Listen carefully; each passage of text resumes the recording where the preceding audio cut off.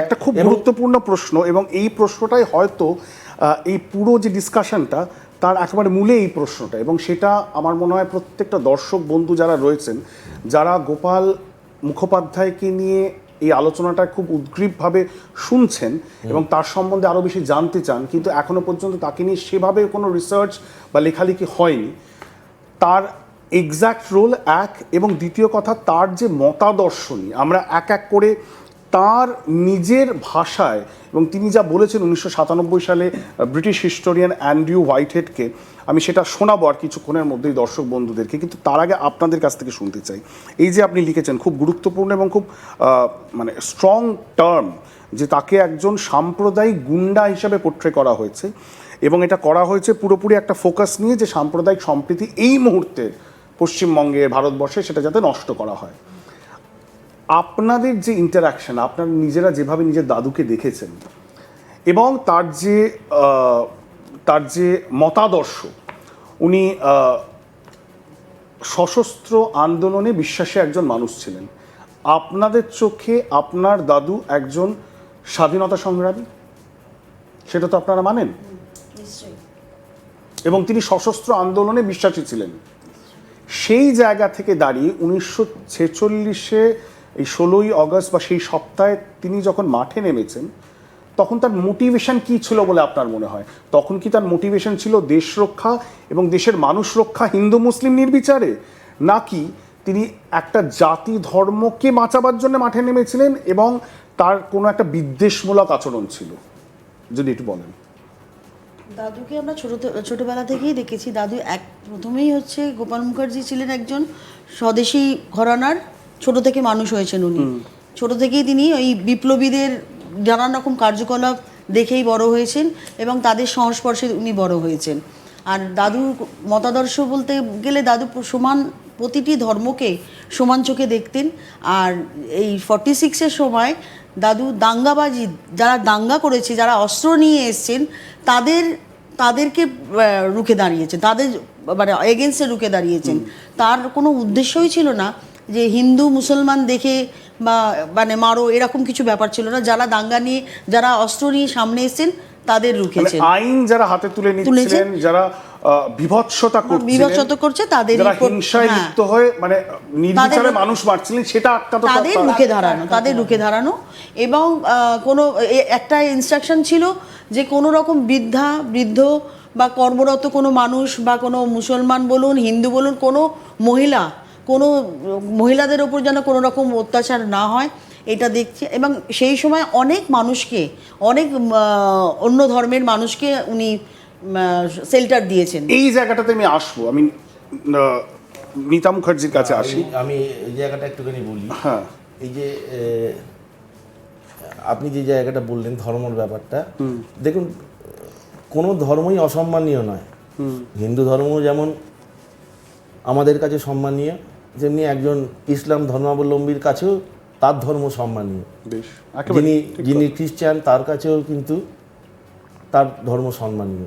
কিন্তু ধর্মের বিরুদ্ধে লড়াইয়ের জায়গাটা নয়, এখানে দেশের জায়গাটা দেখুন আপনি। দেশ সংকটে, এক্স্যাক্টলি উনি যে ঘরানা, স্বদেশী ঘরানার মানুষ, সেই ঘরানা থেকে যখন বিলং করছেন, ওনাকে শেখাতে হয়নি যে আজকে তোমার এই মুহূর্তে তোমার দেশের জন্য কি করণীয়। মানে আমি সেই জায়গাটা দিয়ে আমি একটু ইতিহাসে যাই এবং সেই জায়গাটা দিয়ে আসবো। 1946-এর 16ই আগস্ট ডাইরেক্ট অ্যাকশন দিতে যে ধরনের ঘটনাচক্র কলকাতার বুকে দেখা যায়, সেখানে মুসলিম লীগের রোল, সেখানে সেই মুহূর্তে সুরাওয়ার্দির রোল সারা বিশ্ব জানে। ইতিহাসের পাতা বই খুলে দেখলেই আপনারা সবাই জানেন। প্রশ্ন যেটা ওয়েল এনিউমারেটেড নয়, সেটা হলো গোপাল মুখোপাধ্যায়ের স্পেসিফিক রোল। আমি সেই জন্যই আপনাদেরকে আজকে নিয়ে এসেছি, যাতে দর্শকরা জানতে পারেন। হ্যাঁ, মুসলিম লীগের একটা ইন্টেনশন ছিল নিজেদের রাজনৈতিকভাবে তাদের মাসল ফ্লেক্স করা, তাদের গায়ের জোর দেখানো, এবং কোথাও গিয়ে পাকিস্তানের যে ডিমান্ড, সেই ডিমান্ডটাকে আরও বেশি করে এস্টাবলিশ করার জন্য তারা ডাইরেক্ট অ্যাকশন, এবং সেখানে তারা আর্মড আন্দোলনে নেমেছিলেন রাস্তায়, এবং নির্বিচারে মানুষের ওপর অত্যাচার হচ্ছিল, সেটা সত্য একদম, এবং সেটার একটা রিটালিয়েশনও হয়েছিল। আপনি যেটা বললেন, আমি এই জায়গাটাকে একটু আন্ডারলাইন করতে চাই এবং আপনারা এটা নিয়ে একটু ইলাবোরেট করুন, যে আপনার দাদু যখন রাস্তায় নেমেছিলেন, তার পাড়ায় যখন আন্দোলনে নেমেছিলেন, তখন কি তিনি ধর্ম বিচার করে মানুষকে বাঁচাবার চেষ্টা করছিলেন, নাকি আমি আরেকবার আন্ডারলাইন করতে বলছি, তিনি দেশের সহনাগরিকদেরকে বাঁচাবার জন্য রাস্তায় নেমেছিলেন, হিন্দু মুসলিম নির্বিশেষে? কোনটা আরেকবার যদি বলেন। দেখুন, পরিস্থিতি যেটা হয়েছিল 1946 সালে মুসলিম লীগ দ্বারা পরিচালিত, এটা পূর্ব পরিকল্পিত 46-এর দাঙ্গা, এই ব্যাপারে কোনো দ্বিমত নেই। একদম। হোসেন সাইদ সোহরাওয়ার্দী নেতৃত্বে এই ঘটনাটা ঘটেছিল। এটা তার সরকার, তার পুলিশ, তারা চোখ বন্ধ করে রেখে দিয়েছিলেন এবং তাদের সমস্ত ব্যাপারটাকে এইভাবে রেখে দিয়ে জিনিসটাকে তৈরি করা হয়েছিল। এবং এই প্ল্যানটা যখন জানতে পারা যায় সেই সময় ওনার প্রতিরোধ, প্রতিবাদ বলুন বা যা কিছুই বলুন, সেইটা ছিল কিন্তু মুসলিম লীগ পোষ্য যে সমস্ত গুন্ডা যারা এই দাঙ্গা করেছিল তাদের বিরুদ্ধেই রুখে দাঁড়িয়েছিলেন। ওনার নীতি ছিল, যদি একটা হিন্দুর বা একটা অমুসলিমের গায়ে যদি হাত পড়ে, তোমাকে 10টা মারতে হবে, তবে এই জিনিসটা থাকবে। আপনি যদি বিবিসির যে ভদ্রলোকের ইন্টারভিউ আছে তাতে আপনি শুনবেন যে বর্বরতার দ্বারাই বর্বরতাকে প্রতিরোধ করা যায়, ওনার ভাষা অনুযায়ী। উনি কিন্তু এর মানে এই না যে কোনো মুসলিম পরিবারে গিয়ে, তাহলে যদি তাই হতো তাহলে আমরা যে অঞ্চলে যে জায়গায় বাস করছি একদম তার অপোজিটের যে প্রপার্টি, যে বাড়ি HM ভাকিল স্টিল নাও এখনো পর্যন্ত ওনাদের মালিকানা সত্ত্বে রয়েছে, তাহলে কিন্তু আজকের ডেটে ওই বাড়ির মালিকানা সত্ত্বেও শান্তনু মুখার্জি বা গোপাল মুখার্জির পরিবার হতো। আমার অঞ্চলে 90+ বয়স রফিক চাচা রিক্সা চালক, ফ্যানপুল রিক্সা চালায়, সেই লোকটিকে 7 থেকে 10 দিন আমাদের বাড়ির ছাদে লুকিয়ে রাখা হয় খাবার দাবার দিয়ে। সে আমাদের এই পশ্চিমবাংলার নাগরিক না।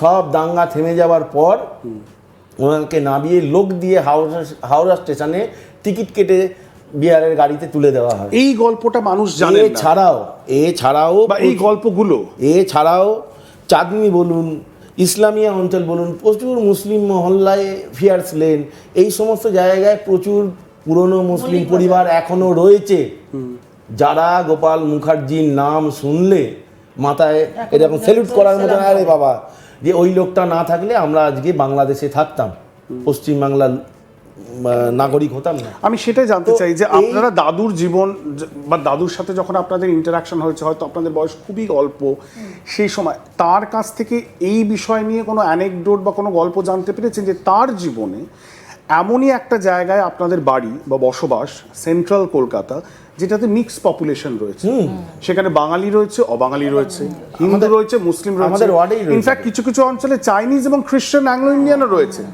আমার প্রশ্ন হলো যে তিনি বাই প্রফেশন তিনি একটি পাঁঠার মাংসের দোকান চালাতেন, এটা তার প্রফেশন,